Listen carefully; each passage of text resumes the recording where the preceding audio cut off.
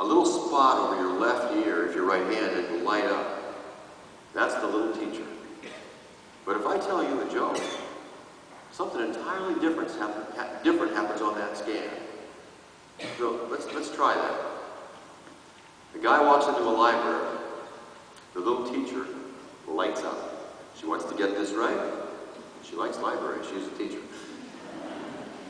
The guy says to the librarian, "I'd like a Bud Light, please." The little teacher's offended by this because you can't get a beer in a library, nor should you even ask for one. You're wrong about this. She wants to see what's going to happen, and the librarian says, "Sorry, sir, this is a library." The little teacher's gratified by this. That guy's wrong. She's right. The world is a good place. The guy goes, Oh, sorry. I'd like a Bud Light, please. The little teacher doesn't know what to think about this. She's mystified. The rug's been pulled off from underneath her feet. She's all of a sudden silenced, and the whole brain lights up. It's as if the whole brain wants to get in on what just happened. And if there was a conversation going on, and there was some tension, the tension is reduced. If relationship was being attempted, it's enhanced. The person's talking to an audience, the audience is listening more carefully now, because everybody wants to get in on the joke. But the joke is something that is actually wrong. That's how a joke works. You follow a logical sequence of semantic events, and right where you expect something to happen, something else happens. It's sort of the wrong thing, but it's so right, you can't even help yourself from laughing. Like, the little teacher is not necessarily who we want to have running the show. She's very useful to us. She's a good guide for us, but she should not run our lives, and she should not be the monitor of our conversations when we're speaking to the Romans about the idea. Now, I'm not suggesting that the little teacher is a design feature of the species. I'm saying the little teacher is a legacy of an educational system. She can be, her genesis can be identified through operant processes. The educational system in the industrialized Western Hemisphere had architects. They were Plato, Socrates, and Aristotle, and they specialized in judgment, critique, and analysis, the use of which leads to good, bad, yes, no, right, wrong thinking, the use of which leads to the need to be right. And the need to be right gets in the way. Gets in the way of what? Gets in the way of communicating about the idea, for example.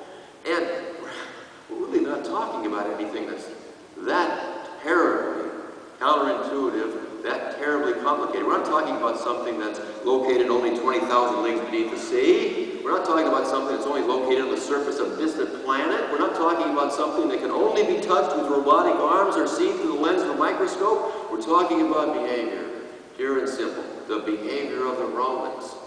And when you're speaking about the behavior of the Romans, speak as the Romans speak, and the idea about their behavior will propagate further and wider, I say.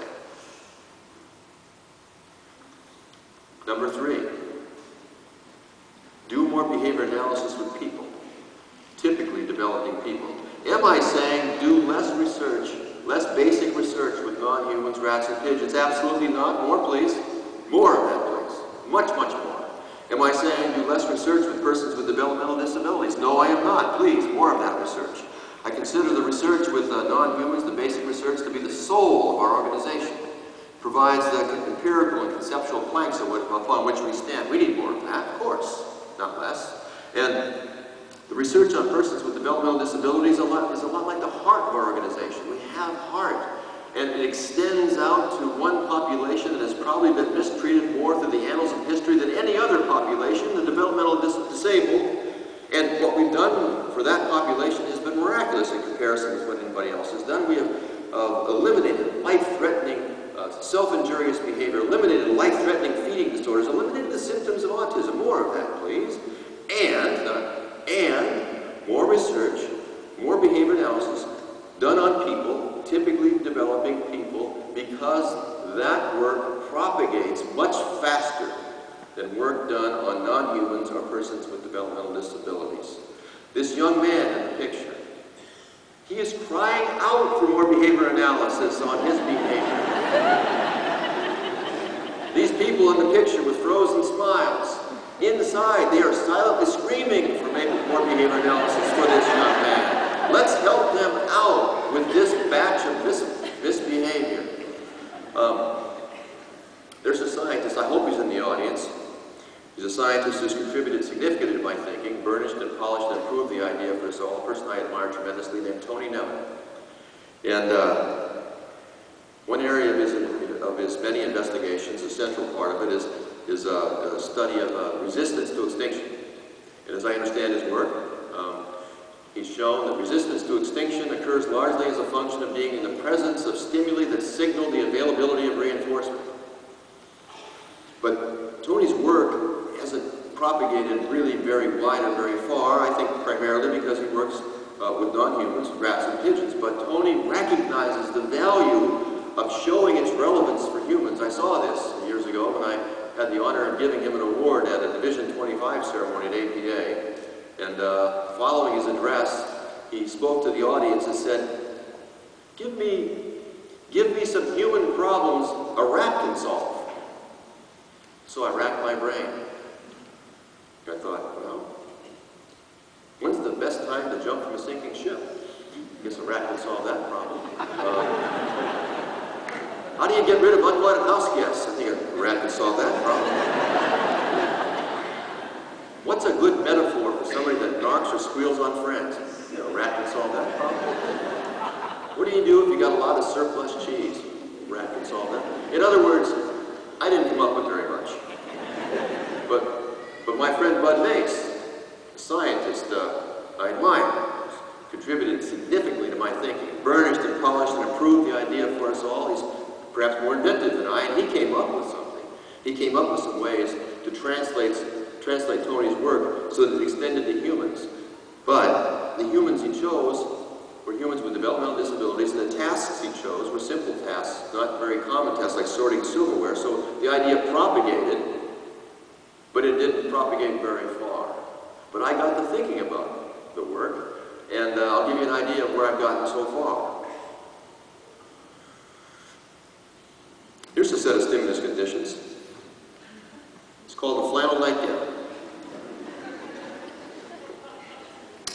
Now, just talking about my house. Not talking about your house. I don't know what happens in your house, and I don't want to know. But I submit to you that what happens in my house is relevant to what happens in your house. And in my house, there is very little resistance to extinction in the presence of the stimulus condition called flannel extinction of amorous and romantic responses.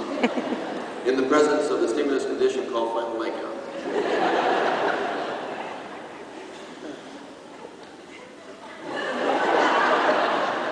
There's another set of stimulus conditions. It's called the black negligee. We're just talking about my house here. I'm talking about your house. I don't know what happens in your house, and I don't want to know. But I submit to you that what happens in my house is relevant to what happens in your house.